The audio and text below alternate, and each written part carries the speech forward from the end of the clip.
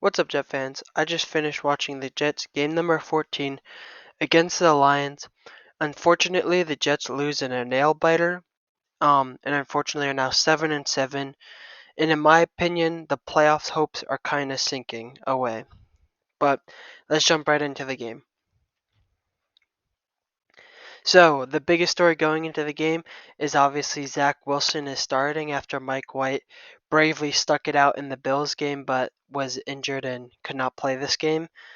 I think Zach Wilson played pretty well, making a lot of big plays like that Mike White could not make. But he also threw a bad interception that I really don't think Mike White would throw. So you kind of get what you get with Zach Wilson. You get the good, but you also get the bad. So it's kind of hard.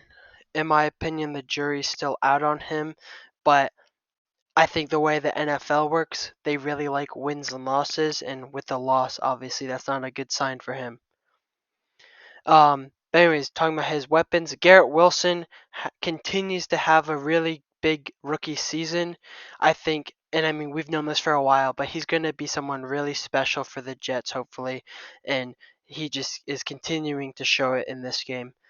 Also, CJ Uzama had 2 touchdowns in this game, so it's good to see that. He only had 2 receptions, but both of them were touchdowns, so you can't complain too much. But now getting into the bad, for the past couple of games, I've been praising the running backs. I felt like they had a lot of really good running backs, but in this game, those running backs could just not get anything going, especially starting off in the game when they wanted to establish a run game. They just really couldn't do anything, which did put Zach Wilson at a disadvantage, I would say. And maybe this is part of it to blame. The O line continues to be a problem. And honestly, as Jet fans, we were kind of just ignoring it when the Jets were winning, but now especially after last game and this game, is kind of blatantly obvious. And I think Zach Wilson running away and scrambling and stuff, yeah, it's because their O line is so bad. And it really hurt the run game, and it's hurting Zach Wilson. And obviously, last game, it really hurt Mike White. So I feel like we've been saying the O line is bad for years now, honestly. And in this game, it shows that it continues to be bad, even if the Jets are getting more wins than normal. But anyways, going to the defense. Once again, biggest story for the defense, no Quinnen Williams. And honestly, it, it showed a lot in this game. The D line was really struggling, and especially early on, Jared Goff had all day, and he needed all day because the secondary for the Jets, I think, played really well. But once again, the receiver's eventually going to get open. He's going to be able to do a check down if the defensive line does not get him. And with no Quinnen Williams, the defensive line was a lot worse, in my opinion. I'm sure the Lions' offensive line is pretty good, but still, it's just no Quinn Williams. And honestly, this game really goes to show that he deserves to be a Pro Bowler, even though he wasn't in this game, just because it showed how bad the defensive line is without Quinn Williams. I'm not saying they're bad, I guess, but they're not as good as they normally are.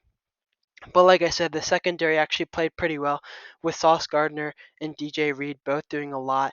So that was good to see. But of course, they did not do enough as the Jets did lose, and they also blew some pretty big fourth downs and like let the Lions score a touchdown. That last touchdown, it was just unfortunate. It put Zach Wilson in a bad situation where he almost was able to get a field goal, but obviously they could not. Unfortunately, another loss, and I'm starting to lose hope at the playoffs. I think that's what the Jets were gunning for. That's why they started Mike White instead of Zach Wilson. They are trying to go for the playoffs this season, and now they're at 500. So that's a little concerning. Um, and like I said with Mike White, what do we do about quarterback in the future? And specifically next week, which is a Thursday night game apparently. So is Mike White going to get the start, or maybe he won't because it's so close? And like I said, Zach Wilson didn't have that bad of a game. So it's just who knows who's going to be the quarterback, not even next season, but next week. Um, but the last 3 games for the Jets are winnable games. It's against the Jaguars, the Seahawks, and the Dolphins. They're all winnable, but I think this game was also winnable, and that Dolphins game is really that's going to be a hard game, I guess. So even if they beat the Jaguars and the Seahawks, who are both doing a lot better than most people expected, are they going to be able to beat the Dolphins in the last game of the season for a playoff spot? Who knows? That if that is the situation, that will obviously be a very exciting game, but it's just hard to tell. And honestly, yeah, this game was a real bummer. There were some bright spots, but a loss, and now a 500 record. It officially happened. That's just unfortunate. Anyways, guys, thanks for watching. Don't forget to like and subscribe.